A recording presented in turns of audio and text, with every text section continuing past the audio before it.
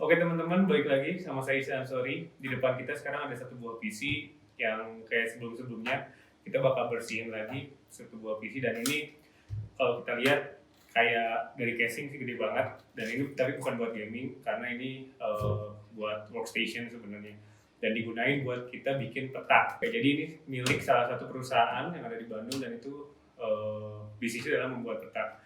Kalau kalian lihat alat-alat yang digunakan, sebenarnya saya juga dikasih pinjem. Jadi ini kayak kacamata 3 dimensi. Saya juga nggak tahu gunanya buat apa, cuman ya ini salah satu alatnya. Terus nanti ada kayak mouse juga, itu bentuknya aneh banget lah. Cuman katanya memang di sini buat kayak kita mapping satu daerah. Misalkan kan kita ini tiap hari ada perubahan ya, ada pembangunan jalan dan lain-lain. Nah mereka itu survei dan akhirnya nanti kita bikin mapping untuk peta barunya. Dan komputer inilah yang mereka gunakan. Dan kalau kita nilai dari by project dengan apa yang udah dihasilkan dengan komputer ini, ya bakal lebih gede, jauh lebih besar daripada harga part-part di sini. Oke, sebenarnya ini hanya sebagian alat yang digunain buat bikin mark tersebut. Mungkin sama ada satu lagi, ini kayak, ini katanya sih mouse-nya. Apaan? Maaf nih, berarti cuman ini kayak apa ya? Ini kayak setir pesawat kali ya, ini kayak setir pesawat. Kayak joystick. Terus ini nggak tahu untuk berubah apa. Mungkin kalau teman-teman tahu tuh yang pernah bikin peta juga, kasih tahu di komen ini alatnya buat apa. Nah, cuman inilah bentuk casing yang hampir sama kayak yang kita kerjain sebelumnya dari Red Studio. Ini casing kita bilang old school lah. Sebenarnya ini banyak space disk yang bisa dipakai, terus slot storage yang banyak banget. Mungkin kan kalau sekarang kita udah bisa pakai NVMe berapa biji gitu ya untuk workstation. Terus ini hampir ada 1, 2, 3, 4, 5, 6 untuk drive besarnya ya, hard disk. Terus di atas ada 4 slot buat drive CD atau apapun. Bahkan kalau misalkan kalian mau, ini bisa pasang floppy disk buat nanti pakai disket gitu. Nah cuman ini pakai casing Corsair Carbide 500R. Mungkin kayaknya saya cek juga ini masih harga 1 jutaan kalau kalian pengen kesan old school tapi gaming juga ya. Sebenarnya ini ada fan pinggir juga, dan kalau misalnya pakai RGB sebenarnya bisa bagus gitu.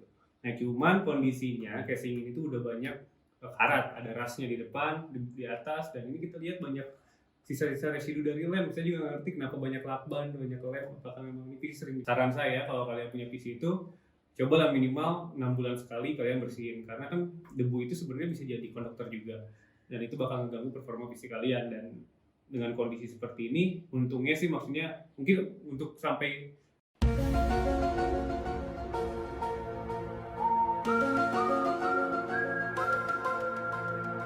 merusak hardware enggak, cuman ya ke performa bakal turun lah. Dan kalau misalkan kalian males buat yang di area Bandung, kalian bisa visit ke Instagram kita. Nanti ada di After Web Tech, itu di sana ada jasa kita After Web Care. Kalian bisa DM aja kalau misalkan PC kita kalian mau dibersihin atau misalkan mau ada yang mau di repair. Ini kita lihat pakai CPU Intel.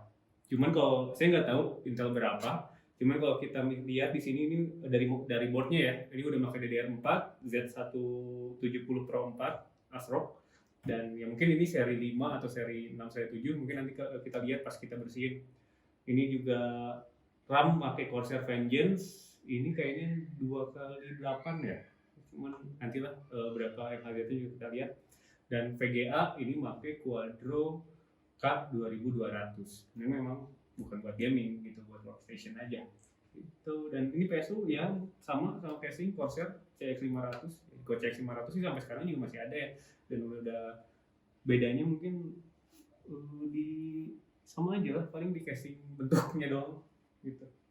Ini kita coba nyalain mas. Mana sih? Nah itu. Ini. Nah itu.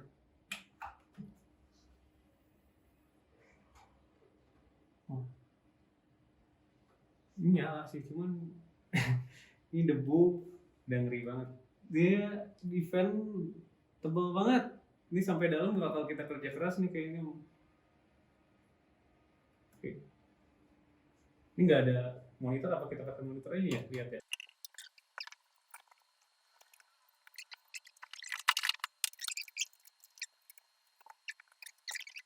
few moments later. Oke, jadi ini sebenarnya kita disuruh bersihin sama monitor juga. Jadi monitornya dibawa juga sama kita. Ini gila sih monitor BenQ Zoe 144 Hz kali ya. Dan ini kalau misalkan kita beli pas zaman ngerakit ini pasti mahal banget. Oh ini ternyata bisa di scroll. Coba ya. Taruh.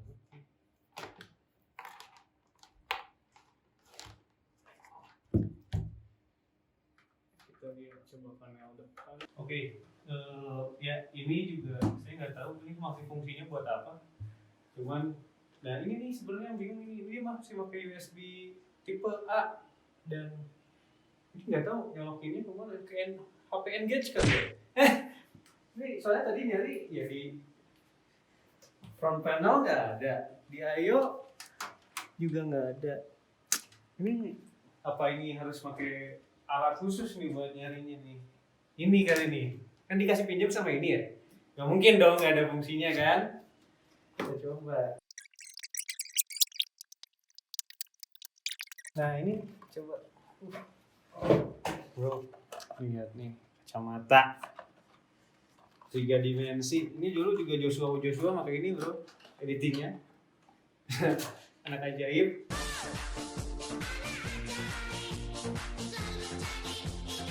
Gila gue, ganteng ya? Tapi coba dimana kita cari sekarang sih type A ini colokinnya kemana nih?